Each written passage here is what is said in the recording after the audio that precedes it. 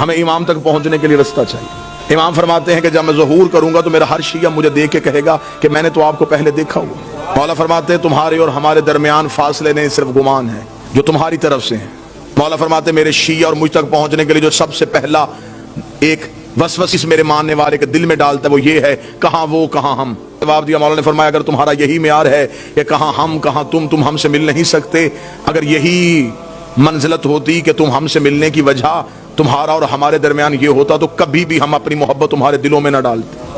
ایک شیعہ نے مولا سے توقیع میں پوچھا، اس نے کہا مولا میں ملنا چاہتا ہوں۔ مولا فرماتے ہیں ہم ملتے ہیں، تم پہچانتے نہیں ہو۔ مولا کب ملتے ہیں؟ مولا فرماتے ہیں اکثر تم روتے روتے خاموش ہو جاتے ہو، تمہیں خبر ہے تمہیں وہ تسلی دینے والے ہم ہوتے ہیں، تمہیں وہ دلاسا دینے والے ہم ہوتے ہیں۔ امام سے ملنے کا رابطہ ہموار کیجئے، اور ہمیں خبر ہے کہ ہمارا امام زمانے میں موجود ہے۔ ہمیں سے کون ہے جو امام کو ڈھونڈنے کی کوشش کرتا ہے؟ ہمیں امام سے صرف امام کا انتظار نہیں کرنا، امام کے رستے کو ہموار بھی کرنا ہے۔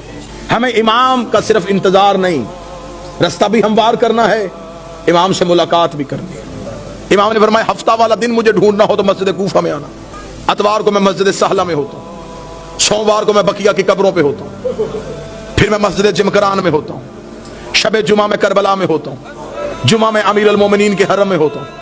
مولا فرماتے طواف کعبہ کرتے ہوئے اور کعبے پہ سیدھی بارش ہو رہی ہو اور مزاب رحمت سے پانی نیچے آ رہا ہو تو سمجھ لینا تمہارا امام طواف میں ہے۔ امام خود بتا گئے کہ میں اس وقت میں یہاں ہوتا۔ پھر امام نے اگلی نشانی بتائی، امام نے کہا چل تو ہم سے محبت کا دعویٰ کرتا ہے نا، تجھے مجھ تک پہنچنے کی ضرورت نہیں، تو ہمیں بلا۔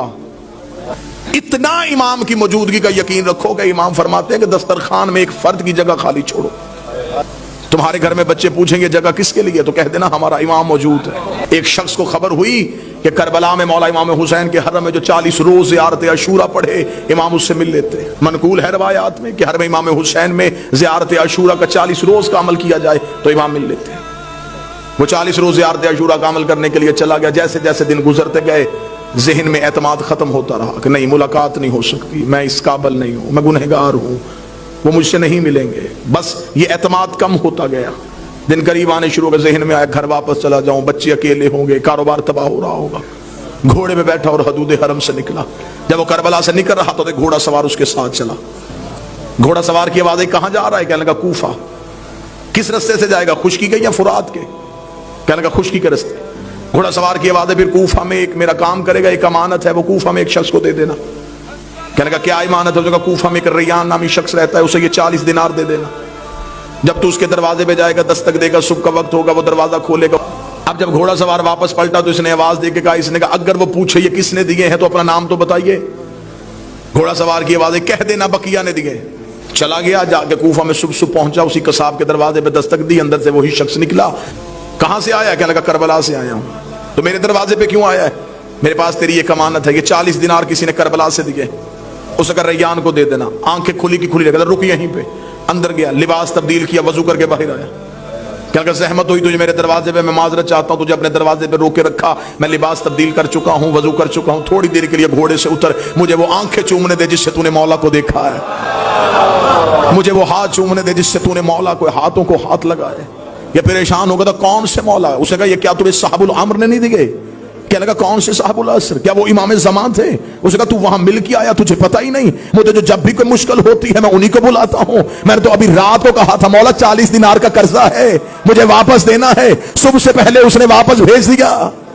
مولا فرماتے اتنا مجھ پہ یقین کرو، جب تمہارا یقین اتنا بڑھ جائے گا پھر تم اپنی مشکل کسی کو بتاؤ گے نہیں۔ امام فرماتے میرے شیعوں مجھ سے رات کو سرگوشیاں کیا کرو، سرگوشی کیا تکی کے سر رکھ کے اپنے دکھ مجھے سنایا کرو۔ امام فرماتے ہیں میرا شیعہ وہ ہے جو میرا ظہور ہر روز مانگے، ساری زندگی اس کی حالت ایسی رہ جیسے اس کی کوئی چیز گم ہو چکی ہے اور وہ اسے ڈھونڈ رہا ہے۔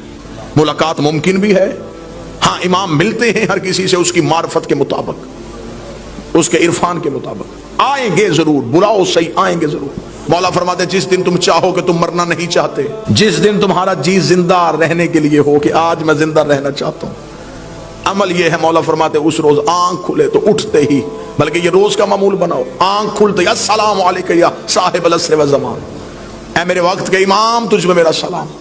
سائل نے کہا مولا کریں گے سلام تو موت کیسے نہیں آئے گی؟ امام نے فرمایا سلام سنت ہے، جواب دینا واجب ہے۔ تم سلام کرو گے وہ جہاں بھی ہے واپسی میں جواب دے گا علیکم السلام، جب وہ کہہ دے سلامتی ہو تو پھر موت کیسے آ سکتی؟